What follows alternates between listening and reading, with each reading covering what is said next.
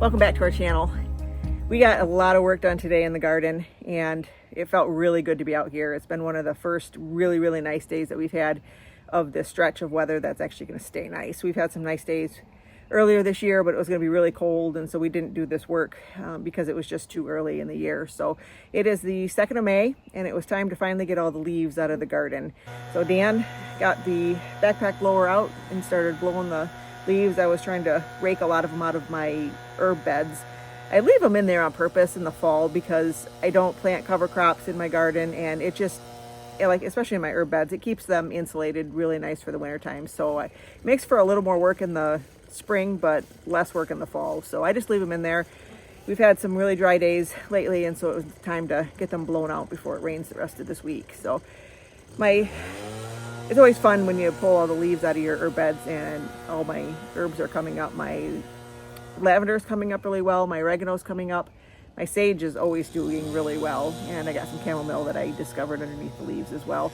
My mint is the only thing that's a little bit behind this year. And that's surprising because that's usually poking out from underneath the leaves, and it's not this year. But mint is one of those things that's a invasive weed. You really can't kill it. So I have hopes that it'll come back. So we got pear trees planted today too. We've been wanting to add to our orchard. We have 8 apple trees of different varieties, and I've been wanting to get some peach and some pear trees. So we decided on 2 pear trees this year to add to our collection, and we got those planted today, and we're going to show you how we did that and how we water with 5-gallon buckets with a drip irrigation system that we kind of homemade for the trees. And it's a really good way to water without wasting water. If you're using rainwater and you need to get some irrigation done on trees and you don't want to waste water, it's a really good way to just make sure all of that water gets right to your roots. So we're going to show you how we did that.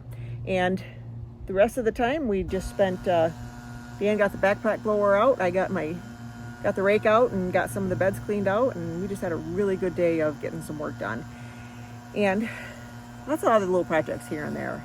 And the sky is really black all of a sudden, so I have a little bit of a walk back to the house because I don't have a car up here, so I'm gonna have to get back into the house. So I'm gonna shut some things up, put some stuff away into the greenhouse so it doesn't get wet, and we will see you in the garden. So my rhubarb's doing well. These were all, actually that one was one of mine from last year, but all of these are from cuttings from my brother. His neighbor broke down a 25-year-old rhubarb plant, had been split in 25 years, and he gave me probably about 12 to 15 different roots. So I divided them up, planted them up, hoping some of them would survive, but pretty much all of them did. A few of them needed a little bit more time in the nursery, so those are still in pots, but even those seem to be doing really well. So since these are recently transplanted, I'm not going to let these flower just yet. It's still the beginning of May, and I want them to grow a little more, so I'm going to take the flower off because I don't want them putting all that energy into the flower just yet. I want them to grow a little bit bigger. You can also harvest a little bit longer if you take that flower off. We've got 2 pear trees. These are both semi-dwarf, but I'm told that pear trees, even at semi-dwarf, can get quite large. So we're not putting these in the garden with all of the other apple trees. We're going to put these outside and just hope that the deer don't get them. And if we have to put some sort of barrier around them while they're young, then we'll do that. But for now, we're going to put them outside here. And we're going to show you how we water our fruit trees. Fruit trees, when you plant them the first year, need a lot of water, and you just need to have good, consistent water. So we're going to show you how we do it off-grid, and it's a really good way to water them without wasting a lot of water. So first thing is to dig the hole. You dig it twice as deep and twice as wide as what the pot that it came in is.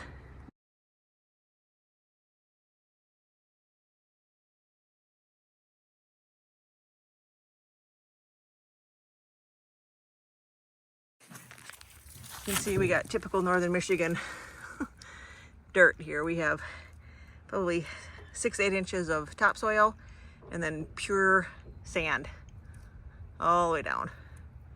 Not a single rock. Way different than our property in the UP, where you can't even dig a fire pit without finding lots of rocks. So let's go get some compost.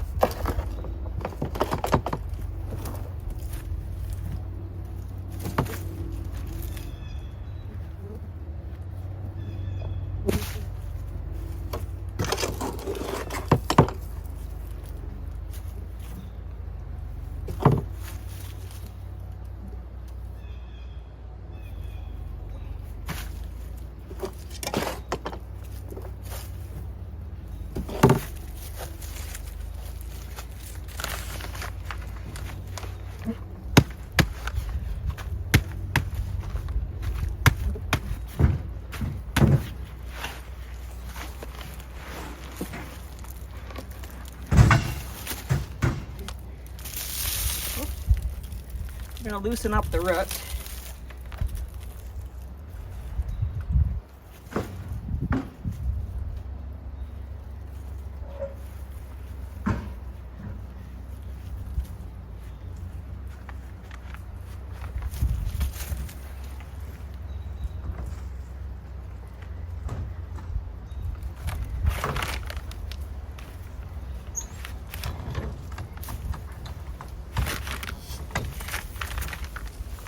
Just a little bit of dirt.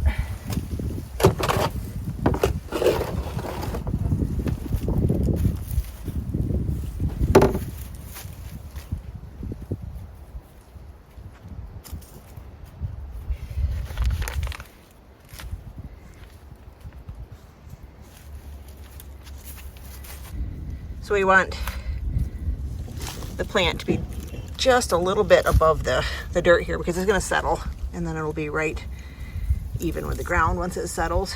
And you want this crown part just slightly above the soil.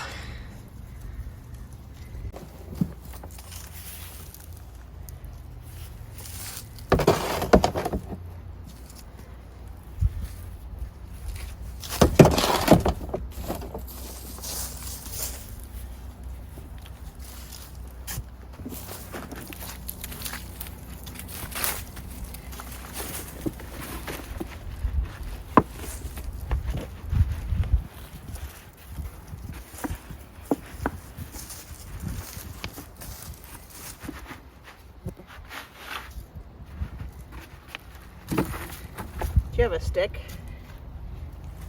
Or is it good enough without it?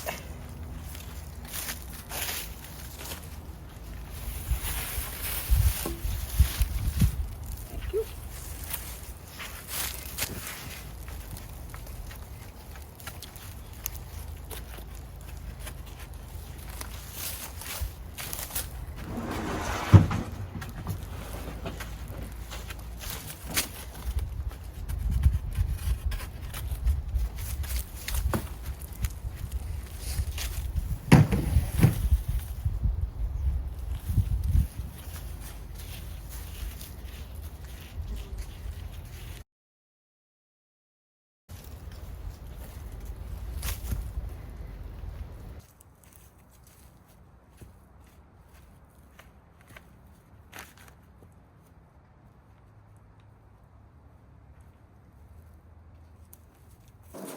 Okay, so our tree is planted. I'm really excited to have pear trees. I've been wanting these for a while now.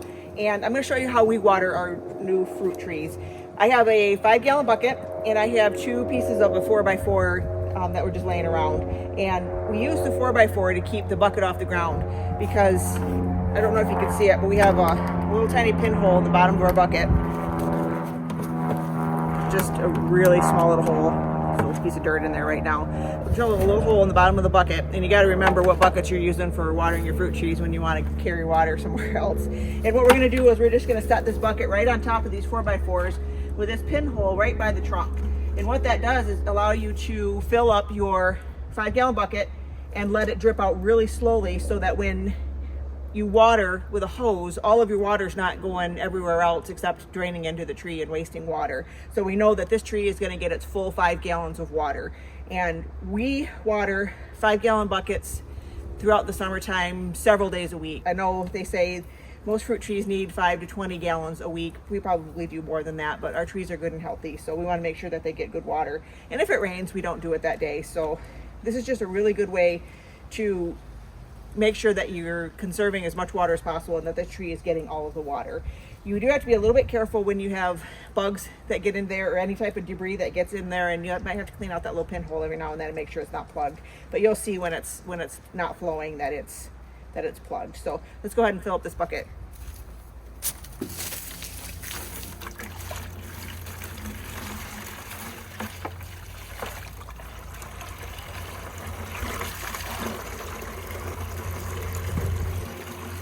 If you have your bucket straight on the ground, sometimes it gets plugged up a lot easier. So that's why we put it on top of some wood, and it just keeps it from getting plugged up too much with dirt.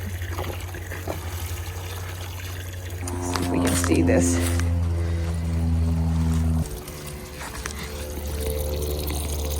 So you can see the water flowing out of the bottom of the bucket, and you can see it's hitting the ground slow enough that it's going into the ground rather than flowing down the garden somewhere else. You can see the pinhole in the bottom of the bucket. A little easier than when it was not full. And it'll take 15 minutes or so to empty this bucket, depending how big you make your hole.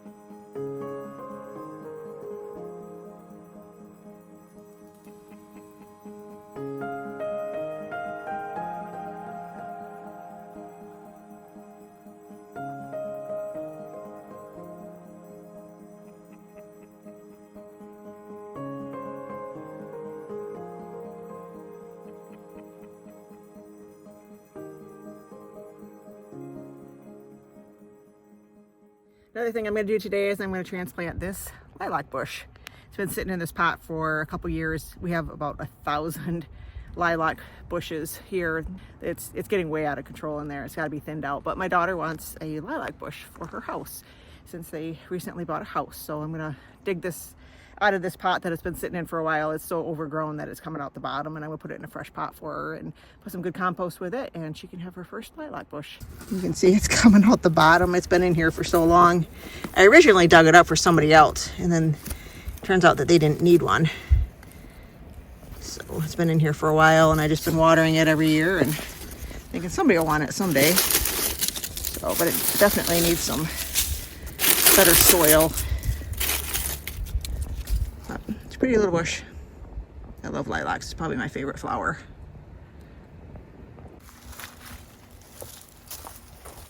All right, let's see if we can get this thing out of here.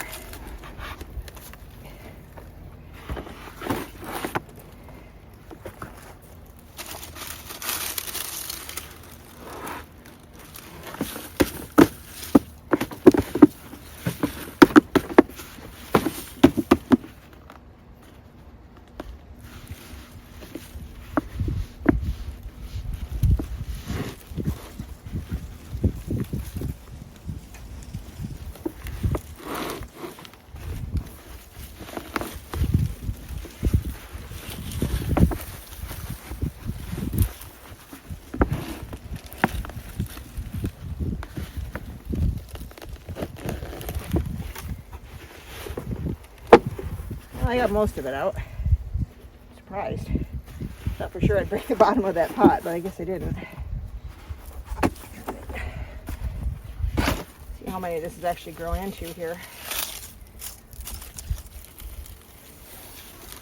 There's actually several sprouts here. There's, oh goodness, there's at least a dozen of them there if you broke them apart. Let her decide what she wants to do with those. For now, they can get some more compost in them and grow a little stronger and healthier, and they can plant them whenever.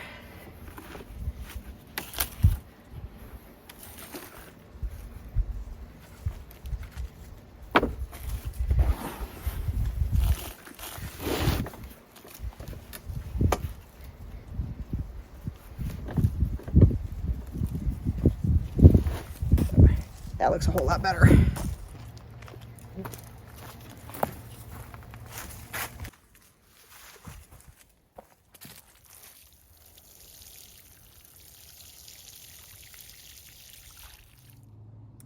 Thanks for joining us today. I hope you enjoyed some of our springtime activities. It's one of my favorite times of the year. I absolutely love gardening, and getting things going in the spring is always just really fun.